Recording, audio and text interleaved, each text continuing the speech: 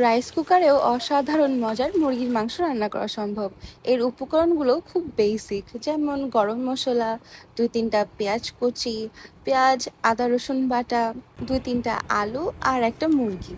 লাগছে অবশ্যই একটা রাইস কুকার। কুকারের সুইচ অন করে একে একে সব উপকরণ, তেল, পেঁয়াজ, গরম মশলা, আদা রসুন বাটা, একটু পানি, হলুদ, মরিচ গুঁড়া, লবণ আর অবশ্যই মনে করে জিরা ফাঁকি দিয়ে ভালো করে নেড়ে চেড়ে ঢেকে দিব।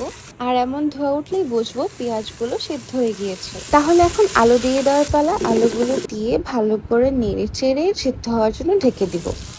এখন দিয়ে দিব মুরগির মাংস। মুরগির মাংসগুলো ভালো করে নেড়ে চেড়ে ঢেকে দেব সেদ্ধ হওয়ার জন্য। মাংস কিন্তু কষানো হয়ে গিয়েছে।